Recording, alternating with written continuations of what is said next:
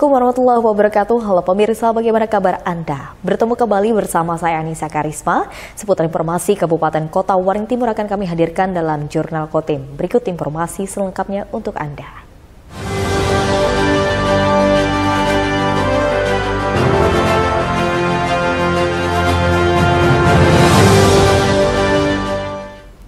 Pemirsa, pemerintah Provinsi Kalimantan Tengah kembali menggelar Pasar Penyimbang di Sampit, Kabupaten Kota Waringin Timur. Untuk memudahkan warga datang ke lokasi, kali ini Pasar Penyeimbang digelar di kawasan padat penduduk. Hampir setiap minggunya, pemerintah Provinsi Kalimantan Tengah menggelar Pasar Penyeimbang di wilayah Kabupaten Kota Waringin Timur. Pasar Penyeimbang digelar untuk meringankan beban masyarakat sekaligus untuk mengendalikan inflasi. Seperti pada Minggu 27 November pagi, Pasar Penyeimbang kembali dilaksanakan di dua lokasi berbeda di kawasan padat penduduk, di Kecamatan Mentau Baru Ketapang. Pasar Penyeimbang dilaksanakan di halaman Masjid Al-Falah, Kelurahan Mentau Baru Hulu, dan halaman Masjid Jami, Kelurahan Mentau Baru Hilir. Masing-masing lokasi dipasok 1.000 paket sembako. Paket sembako berisi beras, minyak goreng, gula pasir, dan lainnya seharga Rp150.000 tersebut disubsidi Rp100.000 oleh pemerintah provinsi. Warga hanya membayar Rp50.000 untuk setiap paket sembakonya. Pembagian bahan pokok penting di dua desa. Nah, tadi yang kita sebutkan itu ada 1.000. Nah, untuk di kelurahan Mentau Baru ada 1.000 Ketapang. Mudah-mudahan masyarakat kita yang berada di bantaran sungai Mentaya yang masuk dalam kelurahan ini, mudah-mudahan nanti kita tempat sasaran ini kita mendekatkan mereka dengan tempat kita supaya jangan terlalu jauh dengan kelurahan. Kita dekatkan mereka, menghemat biaya segala macam untuk masyarakat kita. Kebetulan Masjid Jami ini ada fasilitas yang cukup memadai, ada tempat penyimpanannya dan halamannya cukup luas sehingga kita bisa memanfaatkan, dan yang paling penting adalah untuk mendekatkan pelayanan kita kepada masyarakat. Digelarnya Pasar Penyeimbang di kawasan padat penduduk adalah untuk memudahkan warga mendatangi lokasi, sehingga warga tidak perlu mengeluarkan biaya lebih untuk transportasi menuju lokasi Pasar Penyeimbang. Sabar Cil, aku mau kemajuan nih. Kalau harganya tahan situ, lebih murah. Ding, yang maju hijau kamu tahan sobat lah. Lebih murah. Jangan harapannya ke depan ya Bu? Hah? Harapannya ke depan. Harapan ke depan kali kita mah angkatnya nih nah. Kepada lancar gitu. Banyak gitu. Di Pasar Penyeimbang ini adalah dalam upaya untuk menekan inflasi yang terjadi di wilayah khususnya kelurahan Kecamatan Mentau Baru Ketapang, di mana pada saat ini daya beli masyarakat menurun, sehingga pemerintah Provinsi Kalimantan Tengah berupaya untuk menstabilkan peredaran mata uang khususnya di wilayah Kecamatan Mentau Ketapang, sehingga pemerintah Provinsi Kalimantan Tengah membuka Pasar Penyeimbang dengan harga sebesar Rp50.000 yang seharusnya Rp150.000, sehingga subsidi yang diberikan kepada masyarakat sebesar Rp100.000. Semoga nantinya ini bisa menstabilkan atau menurunkan inflasi yang ada di wilayah Kecamatan Mentau Baru Ketapang. Pasar Penyeimbang merupakan upaya pemerintah Provinsi Kalimantan Tengah dalam menekan inflasi. Turunnya daya beli masyarakat membuat pemerintah berupaya menstabilkan harga kebutuhan pokok di pasaran lewat operasi Pasar Penyeimbang tersebut. Masud Badarudin, Hayat TV.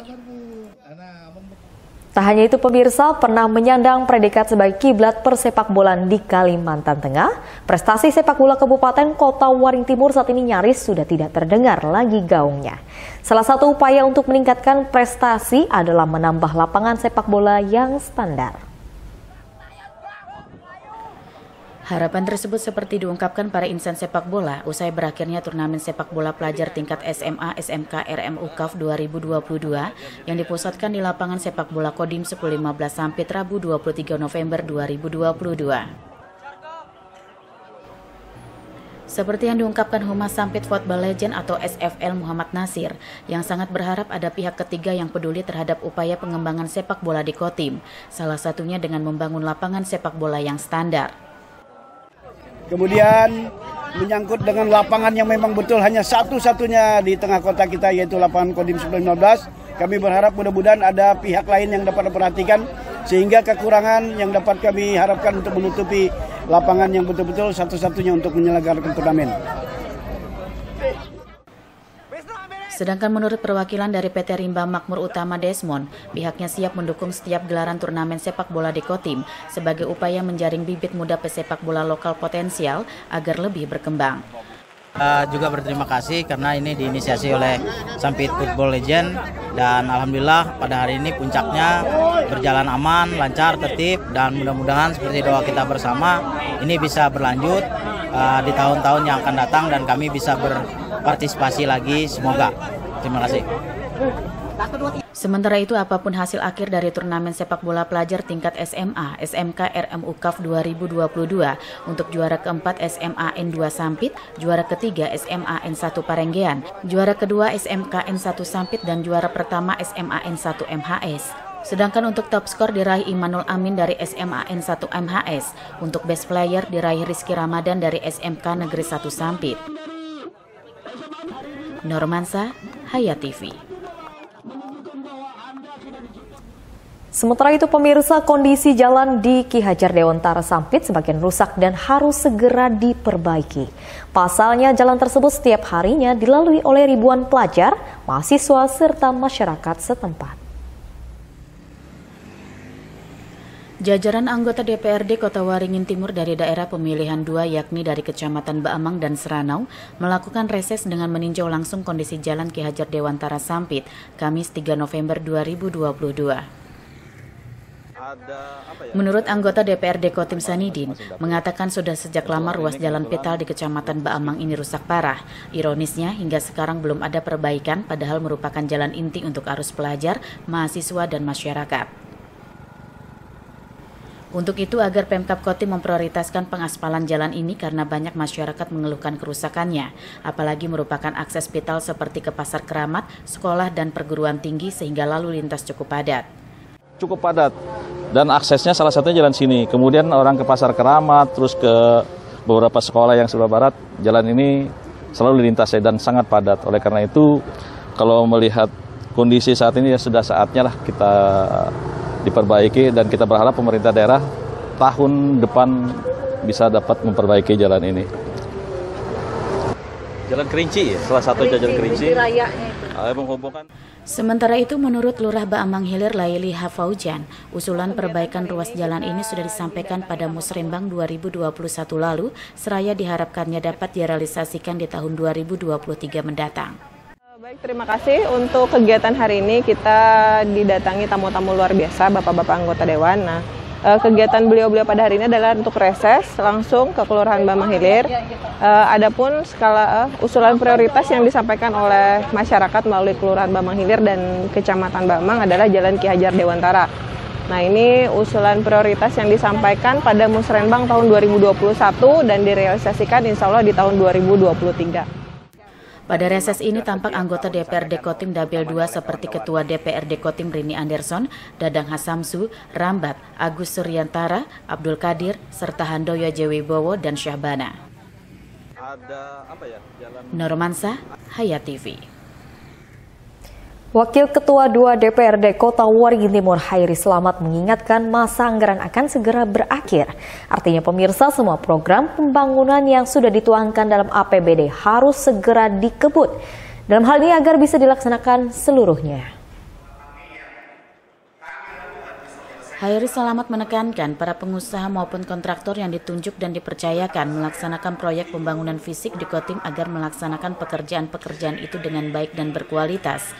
Rabu 16 November 2022. Tidak hanya itu, kata politisi PAN Kotim ini, ke depan agar pemerintah jangan melaksanakan program di akhir tahun dan juga jangan sampai melaksanakan program di tengah cuaca musim hujan, sehingga bisa menjadi kendala nantinya. Oleh karena itu tegas Hairis agar pemerintah mengebut pembangunan yang belum selesai atau bahkan belum dilaksanakan oleh organisasi perangkat daerah atau OPD setempat. Harapannya agar jangan sampai terjadi sisa lebih perhitungan anggaran atau silpa seperti tahun lalu. Hairis mengingatkan agar tidak terjadinya silpa seperti tahun lalu yang begitu tinggi untuk dijadikan pelajaran dan khusus bagi OPD yang minim serapan anggaran untuk lebih difokuskan perhatiannya oleh kepala daerah dalam hal ini Bupati Kotim guna dievaluasi. Nurmansyah, Hayat TV. Setelah jajaran Komisi 4 DPRD Kota Waringin Timur dengan Dinas Teknis melakukan pembahasan di Rencana Kerja Anggaran atau RKA, yaitu milik Dinas Pekerjaan Umum dan Pemukiman Rakyat atau PUPR, pengadaan alat berat jenis ekskavator amfibi akhirnya disetujui untuk alokasi anggaran 2023 mendatang yang pada hari Jumat 18 November tahun 2022. Hal tersebut disampaikan anggota Komisi 4 DPRD Kotim Handoyo J. Wibowo. Seraya mengatakan, dengan keberadaan ekskavator amfibi tersebut nantinya diharapkan sungai di wilayah Kecamatan Baamang dari Wengga Metropolitan akan dikeruk habis untuk mengatasi masalah banjir. Program ini, ungkap Handoyo, bisa terwujud karena sungai-sungai yang mendangkal akan dikeruk habis dan drainase sungainya akan dinormalisasi. Sehingga program Sampit Bebas Banjir ini akan terlaksana secara nyata, papat politikus Partai Demokrat tersebut. Intinya, tegas Handoyo, dalam pembahasan itu DPRD sudah menyetujui pembelian alat berat untuk normalisasi drainase dan sungai pembuangan di Kota Sampit. Salah satunya adalah pengadaan alat berat ekskavator jenis amfibi senilai 6 miliar rupiah, sehingga target bebas banjir di Kecamatan Baamang pada 2023 bisa tercapai. Baik eksekutif dan legislatif tentunya sama-sama memiliki persepsi untuk memprioritaskannya, terlebih setelah pihaknya beberapa waktu lalu melakukan tinjauan di lapangan. Pungkas Handoyo yang juga Ketua Badan Pembentukan Peraturan Daerah atau Bapemperda Kotim. Nurmansyah, Hayat TV.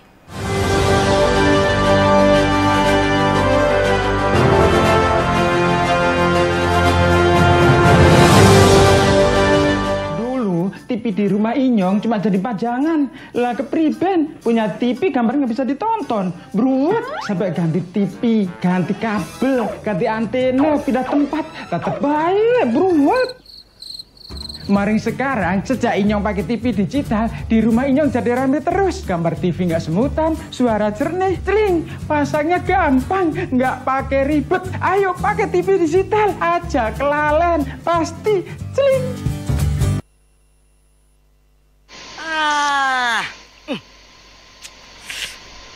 Gambarnya jangkrik. Ya, TV-nya masih analog ya? Ganti dong ke digital. Digital? Ya, digital. Tinggal install set-top box, gambar tajam, channel banyak, tanpa iuran bulanan. Hey, gimana? Bagus kan? Gambarnya jangkrik. Hah? Sambut era digital dan nikmati kesempurnaan gambarnya. Yuk nonton siaran televisi digital. Bagaimana ya cara menangkap siaran televisi digital? Pertama, pastikan di daerah Anda sudah ada sinyal siaran televisi digital. Kedua, gunakan antena UHF di dalam atau di luar rumah Anda. Ketiga, pastikan televisi Anda sudah dilengkapi penerima siaran digital DVB T2.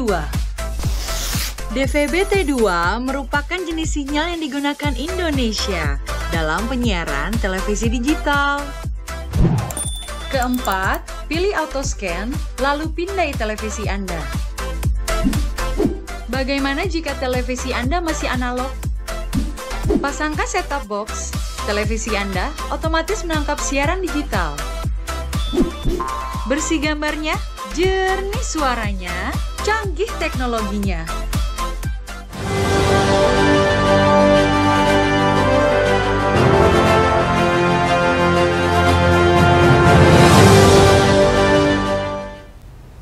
Pemirsa, Ketua Komisi 1 DPRD Kota Waringin Timur Rimbun mendorong pemerintah daerah agar program pembangunan dilakukan secara terencana sesuai dengan tahapan realisasi anggaran dalam tahun anggaran berjalan. Menurut Rimbun, hal ini penting dilakukan sehingga program pembangunan tidak tertumpuk di akhir tahun, Selasa 15 November 2022. Namun jika hal tersebut terjadi, maka berdampak pada pengerjaan program yang tidak maksimal. Sebab karena diburu waktu, tegas Rimbun, pada akhirnya mengabaikan kualitas pengerjaan program kegiatan tersebut. Hal ini kiranya dapat menjadi perhatian pemerintah daerah agar dapat berbenah ke depannya. Harapan tersebut pula harus menjadi perhatian pemerintah daerah terkait percepatan program pembangunan fisik yang sudah memasuki bulan November ini. Artinya jangan sampai seperti tahun lalu banyak program fisik yang akhirnya dikerjakan mendekati akhir tahun.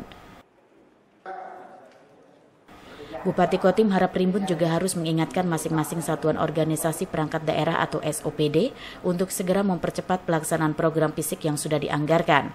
Karena hal ini juga akan menjadi tolak ukur dalam penyerapan anggaran tahun anggaran 2022. Normansa, Hayat TV.